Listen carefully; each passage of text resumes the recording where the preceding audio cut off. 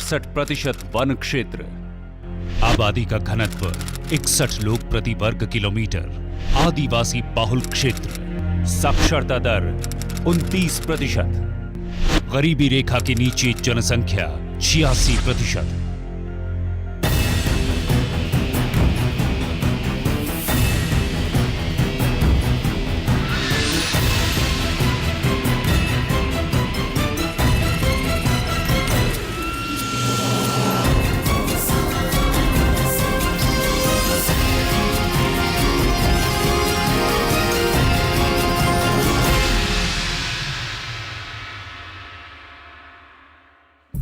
छत्तीसगढ़ के दक्षिण बस्तर में बसा दंतेवाड़ा।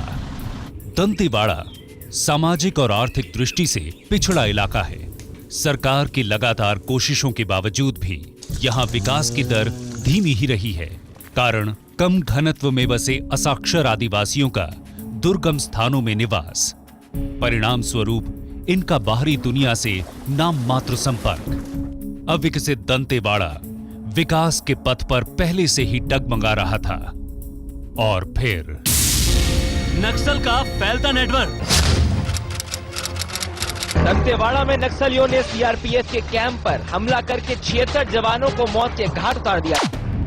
वामपंथी संगठनों के लगातार इस इलाके में सक्रिय होने से हालात बद से बदतर हो गए। विचारधाराओं के इस परस्पर विरोध की आग में दंतेवाड़ा झुलसने लगा, जिसका सबसे बड़ा खामियाजा भुगता यहां के बच्चों ने। पहले से ही कम साक्षरता दर वाले दंतेवाड़ा के 86 विद्यालय और आश्रम इमारतों को विस्फोट कर उड़ा दिया गया। वास्तविक अर्थों में 20 से 30% विद्यालय बंद हो गए। लगभग 50% बच्चे न सिर्फ आउट ऑफ स्कूल हुए, बल्कि इनमें एक खौफ भी समा गया। अशिक्षा और गरीबी की वजह से मूक हुआ ये समाज न तो प्रशासन के सामने कोई मांग रख पाता था और न ही किसी विचारधारा के बारे में कोई तर्क वितर्क कर पाता था। हालात गंभीर थे। ऐसे में इस समाज को आवाज देने का एकमात्र उपाय था शिक्षा। शिक्षा से लोगों का सशक्तिकरण कर इस मूक हुए समाज को आवाज देने की कोशिश की गई, ताकि लोग खुद निर्णय कर सकें कि उन्हें लेफ्ट जाना है या राइट, क्या करना चाहिए क्या नहीं। लेकिन ये इतना आसान नहीं था। इसके साथ कई चुनौतियां जुड़ी थीं। तत्कालीन जिला प्रशासन ने इसी दिशा में एक पहल की। नक्सली हिंसा और बुनियादी सुविधाओं के अभाव की वजह से जो बच्चे पढ़ाई छोड़ चुके थे, उनके जीवन में स्थानीय आवासीय गुरुकुल विद्यालय यानी पोटा केबन उम्मीद की एक नई किरण लेकर आए।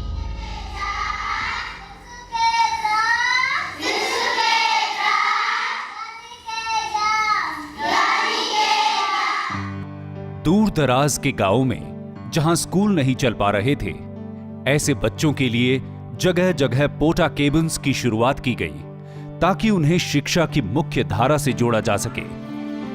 पोटा केबिन्स में बच्चों को एक ही छत के नीचे शिक्षा के साथ साथ बाकी सभी सुविधाएं भी उपलब्ध करवाई गईं, ताकि उन्हें घर जाने की जरूरत महसूस न हो। इस योजना के दो सीधे सीधे फायदे थे।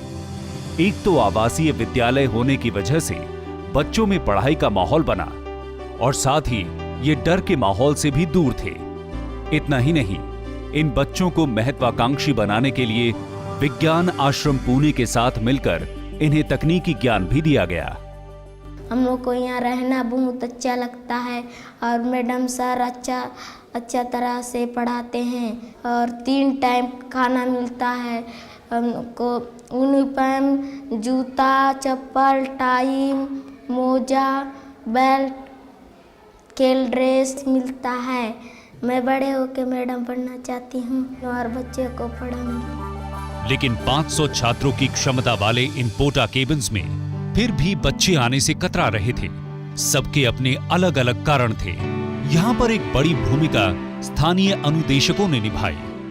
हमारा अनुदेशकों का काम है कि दूर दूर गांव से जाके बच्चे को लाना, उसके माँ बाप को बताना कि शिक्षा कितना महत्वपूर्ण है। जब से मैं यहाँ कार्यरत कर रही हूँ, तब से अभी तक 30-40 बच्चे को यहाँ इकट्ठा करके लाई हूँ। स्थानीय अनुदेशकों के अलावा देश के अग्रिम शिक्षा संस्थानों से भी कई स्वयंसेवक इन पोटा केबिन्स में आकर इस मुहिम से जुड़े और वो न केवल इन छात्रों के विश्वसनीय सलाहकार बने, बल्कि साथ ही उन्होंने शिक्षा कार्य प्रणाली के सुधार में भी अपना योगदान दिया। इस कोशिश को बचपन बनाओ का नाम दिया गया। मेरा नाम राजशेखर रेड्डी, मैं आईसर पुणे से एमएस किया हूँ। मैं आंध्र प्रदेश से हूँ। इस साल 1 ईयर फेलोशिप में यहाँ पे आया हूँ। यहाँ पे बच्चों के साथ मैं सुबह 5 बजे से लेकर रात को 8 बजे बच्चे सोने तक उन्हीं के साथ रहता हूँ, उन्हीं के साथ काम करता हूँ। एक टीचर जैसा काम करता हूँ, एक मेंटर जैसा। दूसरी बड़ी चुनौती थी एक लंबे अरसे से बाहरी दुनिया और शिक्षा से कट चुके इन बच्चों का बाहरी दुनिया से परिचय बढ़ाना। तमन्ना इसी दिशा में की गई एक अनूठी पहल है। इसके माध्यम से छात्रों को विज्ञान संग्रहालय, जिला पुस्तकालय, जिला प्रशासन कार्यालय और बड़े शहरों से रूबरू करवाया जाता है। जिला प्रशासन की सोच है कि हमारे अंदरूनी क्षेत्रों के सारे बच्चे आज के हो रहे विकास कार्यों से रूबरू हों। इस मोटिवेशन को ध्यान में रखते हुए दंतेवाड़ा जिले के प्रत्येक बच्चे को वर्ष में एक बार जरूर दंतेवाड़ा का भ्रमण कराया जाता है। गत वर्ष लगभग 35,000 बच्चों को हमने तमन्ना प्रोजेक्ट के तहत दंतेवाड़ा का भ्रमण करवाया था। आस्था गुरुकुल नक्सली हिंसा में अनाथ हुए बच्चों के जीवन में जीवन के प्रति एक नई आस्था को अंकुरित करने का एक प्रयास है।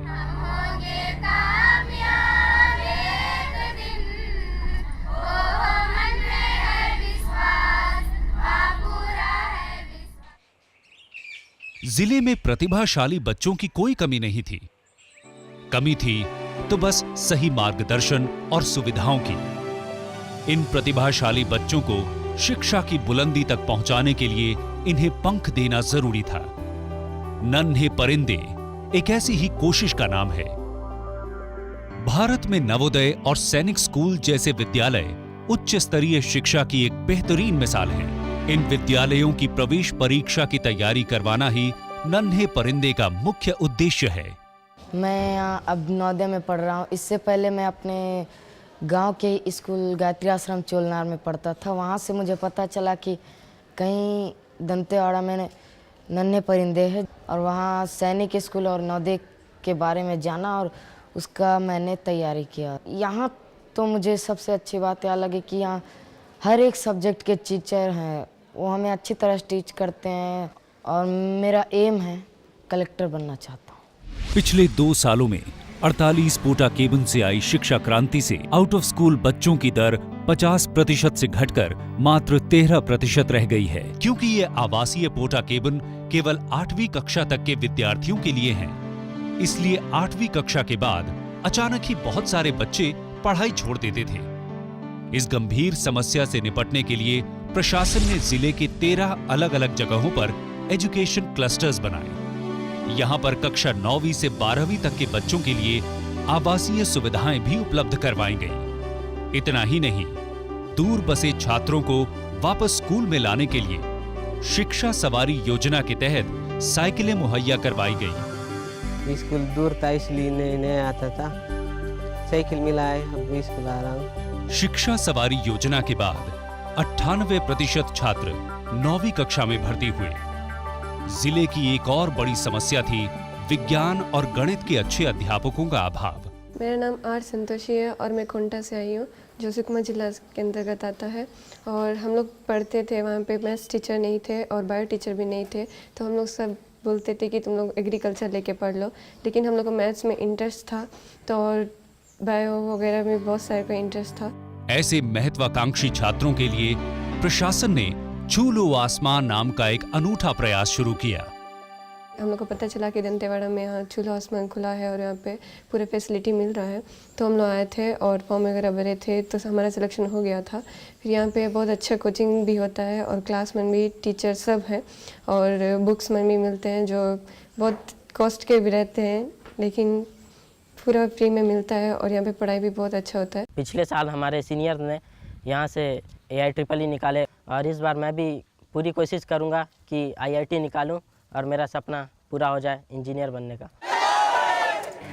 कुछ लोग ऐसे भी हैं जो पढ़ाई की उम्र को पार कर चुके थे। जिला प्रशासन ने ऐसे लोगों के भविष्य निर्माण को भी अपनी सूची में शामिल किया। लाइवलीहुड कॉलेज इसी दिशा में उठाया गया एक कदम है, जहां लोगों को अलग अलग क्षेत्रों में व्यावसायिक प्रशिक्षण देकर स्वावलंबी बनाने का प्रयास किया जा रहा है। एजुकेशन सिटी गीदम दंतेवाड़ा में चल रही शिक्षा क्रांति का एक उत्कृष्ट उदाहरण है। 100 करोड़ की लागत से बनी 150 एकड़ में फैली एजुकेशन सिटी एक ऐसा प्रयास है जिसमें तकरीबन 5000 छात्रों के लिए आवासीय सुविधाओं के साथ साथ पहली कक्षा से लेकर कॉलेज तक की शिक्षा दी जाएगी। यहां पर ITI, पॉलिटेक्निक कॉलेज, बालिका कन्या परिसर, कस्तूरबा गांधी बालिका विद्यालय, छूलो आसमा, 1000 सीटों वाला उत्कृष्ट सभागार, आस्था गुरुकुल जैसे संस्थान हैं। दंतेवाड़ा में शिक्षा के इस क्षेत्र में आए इस सुधार को लोक प्रशासन में उत्कृष्टता के लिए प्रधानमंत्री पुरस्कार से सम्मानित किया गया है। दंतेवाड़ा जिला प्रशासन द्वारा संचालित इन सभी परियोजनाओं से संपूर्ण जिले के हर तरह के बच्चों और युवाओं की जिंदगी में शिक्षा का उजियारा फैलाने की कोशिश की गई है। इन योजनाओं के संचालन से न सिर्फ दंतेवाड़ा का आज सुधरा है, बल्कि इसके सुनहरे कल की नींव भी रखी जा चुकी है। दंतेवाड़ा में शिक्षा की इस मुहिम से शुरू हुआ ये नया अध्याय न केवल बेहतर जीवन की आशा लेकर आया, बल्कि शांति का अग्रदूत भी बना।